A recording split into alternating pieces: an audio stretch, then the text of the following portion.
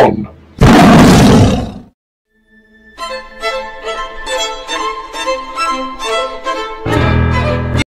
Hi guys, I am back. तो guys, हमारी आज की मूवी का नाम है द ड्रॉन्ड जायंट।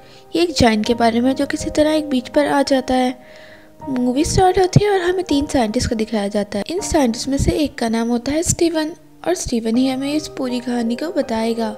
वो बताता है कि एक रात पहले समुद्र पर बहुत बड़ा तूफान आया था और इस तूफान की वजह से एक बहुत बड़ा जायंट किसी तरह सीशोर पर आ गया था। फिशरमैन इसको देखकर बहुत हैरान थे। उन्होंने पुलिस को भी इन्फॉर्म किया, लेकिन किसी ने उनकी बात पर बिलीव नहीं किया। लेकिन जैसे जैसे लोगों ने बीच को विजिट करना शुरू किया तो लोग समझ गए, और अब जब भी कोई यहाँ से विजिट करके जाता तो उसके पास जायंट की कहानी के अलावा और कुछ नहीं होता था। इसी तरह ये डेड जायंट पूरे गांव में मशहूर होने लगा, और इसी को एग्जामिन करने के लिए स्टीवन अपने कुछ कोलीग्स के साथ उधर ही बीच पर आता है और वो लोग उस जायंट को देखने लगते हैं। अब स्टीवन अपनी टीम के साथ एस्टिमेट लगाता है कि इस जायंट का वेट तकरीबन 80 पाउंड होगा।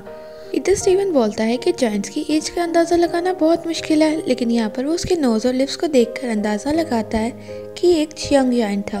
अब स्टीवन उसके हाथ की तरफ आता है और वो उसके हाथ को देखता है। उसका हाथ इतना बड़ा था कि उसमें पानी जमा हो गया था और वो एक पॉन्ड की लुक दे रहा था जिसमें छोटी छोटी मछलियाँ तैर रही थी। अब जैसे जैसे लोगों को इस जायंट के बारे में पता लगता है, लोग बहुत दूर दूर से इस जायंट को देखने के लिए यहाँ पर आने लगते हैं।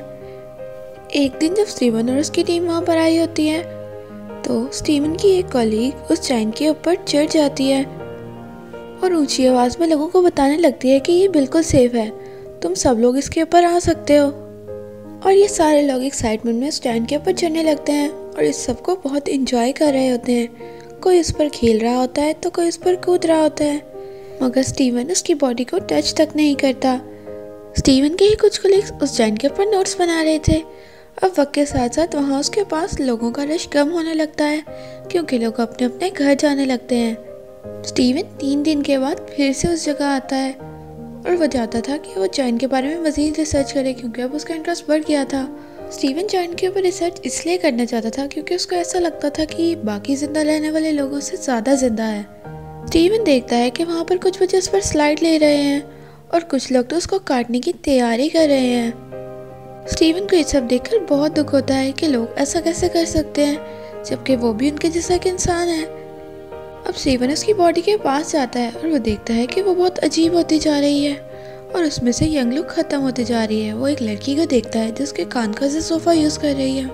इधर स्टीवन एक इंसेक्ट को देखता है जो उस जायंट के मुंह में जा रहा था। वो इमेजिन करता है कि इस इंसेक्ट को अंदर जाने में इतना टाइम लग जाएगा कि उसकी बॉडी तब तक डिके हो चुकी होगी, और बोलता है कि इस इंसेक्ट के इसकी मंजिल तक पहुंचने से पहले ही इसकी बॉडी पूरी डिके हो जाएगी। अब स्टीवन हिम्मत करता है और सोचता है कि उस जायंट के ऊपर चढ़ेगा, और वो ऐसा ही करता है। वो उस जायंट के ऊपर हिम्मत करके चढ़ जाता है। वो जायंट के ऊपर चढ़ के देखता है कि उस जायंट का एक हाथ मुकम्मल तरह से डिके हो चुका है और उसके बचे हुए पार्ट्स कुछ बर्ड्स और फिशेस खा रही हैं, और उसकी आइज़ के ऊपर भी एक लेयर आ चुकी है। वो उसमें अपना रिफ्लेक्शन देखता है जो अब एक तालाब की लुक दे रही थी। स्टीवन अपना रिफ्लेक्शन देखते हुए कहता है कि इस जायंट के डिके होने की तकलीफ उसकी तन्हाई की तकलीफ से बहुत कम है, और खुद वहाँ से चला जाता है। अब कुछ दिन के बाद स्टीवन फिर से वहाँ पर आता है और वो देखता है कि उस जायंट के हाथ और पाँव मुकम्मल तरह से सड़ चुके हैं, और अब पहले की तरह कोई भी लोग वहाँ पर उसको देखने के लिए नहीं आते बल्कि उसकी इंसल्ट करते हैं। स्टीवन को ऐसा लगता था कि इंसानियत के खिलाफ है क्योंकि वो एक इंसान ही था। कुछ दिन बाद तो उस जायंट का सर भी उतार लिया जाता है, और अपने सर के बगैर वो बिल्कुल भी एक इंसान जैसा तो नहीं लग रहा था। अब स्टीवन की भी उस बॉडी की तरफ से अट्रैक्शन कम होती जा रही थी और वो बॉन्डिंग भी आहिस्ता आहिस्ता खत्म हो रही थी जो उस बॉडी के बीच में और उसके बीच में बन गई थी।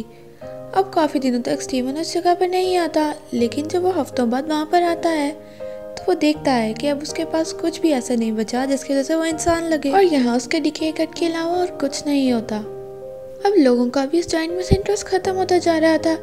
इवन के बहुत से महीने गुजर जाते हैं और हमें दिखाया जाता है कि लोग जायंट की एंट्री को भूल चुके हैं, बल्कि उसके बॉडी पार्ट्स और उसकी बोन्स को यहाँ पे एज अ डेकोरेशन यूज़ किया जाता है। स्टीवन अपनी साइकिल पे जा रहा होता है तो उसको एक छोटे से घर के पास उस जायंट की स्कल नज़र आती है, और अब वो सोचता है कि अगर वो इस सिटी को गौर से देखेगा तो उसको उसकी नोज और ईयर्स की बॉन भी मिल जाएंगी, क्योंकि स्टीवन को ऐसा लगता था कि उसकी बॉडी पार्ट से बने हुए ये डेकोरेशन उसकी उन यादों से अच्छे हैं जो उसने पहले देखी थी।